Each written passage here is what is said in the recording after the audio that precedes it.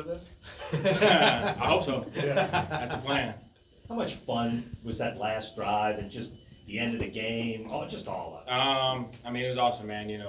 We're at home, and definitely didn't want to leave here with a loss. Definitely, I don't think we really want to leave here with a tie either. But I think it just shows a lot of resilience that we have. I think I spoke on this last week, man. There's a lot of love and a lot of camaraderie within the team, and I think we were able to show that. Coming back there, making some plays at the end of the game. So I think that's the highlight of the day. How about for you personally to be able to show that after the interception play and then come back and make all them plays down the stretch? I mean, I don't know what to say. I was really mad. That's a play that I got to make, and I'm mad that I had to. I guess Spencer ended up throwing an interception, and that's really my fault. So coming back, making plays. I mean, that's just the kind of player I am, and I'm always going to double down after a mistake. So I think putting that on tape and kind of showing that is it's big for me. How was that your fault? What should you have done on that play? I'm sorry. I just got to run through it, man. There's no way the DB's supposed to make that play. So I got to run through that slant so he can't even make that play. Did you sit or did you get caught up? I'm going to have to watch it, man. I mean, the bottom line is he beat me to the ball. So that's what can't happen. Did Rattler talk to you after that, or did you guys have any exchange after that? Yeah, the exchange was my fault. So then we on to the next man, and that's the way we got to play. What did you see out of Rattler heading into that final drive?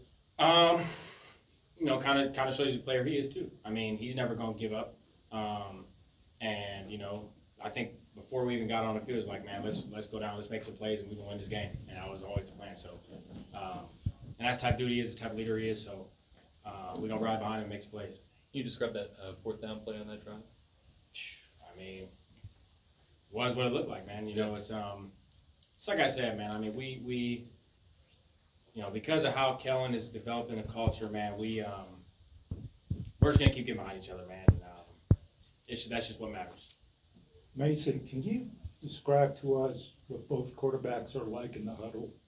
Both are great leaders, man. I mean, they're both their own, individuals, and they both have their strengths. But what I like about all three quarterbacks is that they all command the huddle, they all command the offense, and that's what you like out of quarterbacks. Really, is just guys that are going to come in, settle down, and run the show. So all three of them do a good job of that. What's the ideal situation for kind of how the huddle operates in a 2-minute drive at the end? Like, do you want like a little sense of urgency, or do you want it all to?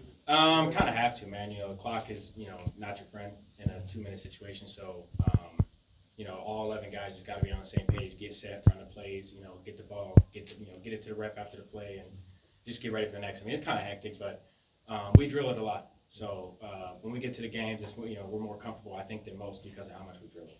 Mason, you've been making a lot of plays both in practice and now with these first 2 preseason games. How has your game elevated for this second season so far? I think it's just comfortability. I think it's just having some growth for me from the year 1 to year 2.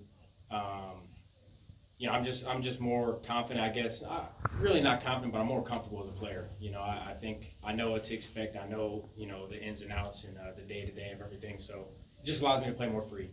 And I think that's really what the difference is right now. Are you running more of the route tree so far this offseason? Oh yeah. I mean, last year I was, I cleared out a lot of routes last year, and which is great. Anytime that I can, help a teammate get open, if that's my job, it's what I'm going to do.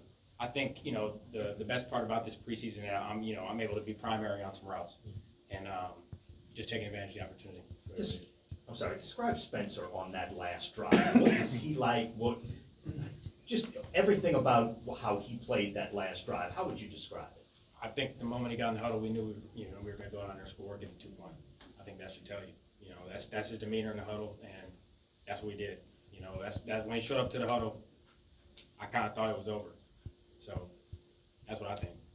You sort of touched on it, but Kellen just kind of harped about practicing situational football throughout camp. So to see the 2-minute unfold, for you all, but also defensively too, just your thoughts on it. Like I said, man, I mean, cause it just being situational masters, and whether that's 2-minute and a half in the game, whether it's 4-minute and a game, it's just we try and practice these situations just so that when we get to the game, we operate smoothly. And I think, you know, even with it still being early, I think it's starting to show that we can, you know, do things and operate the right way. And I think just, you know, where we're at right now is just going to continue to get better.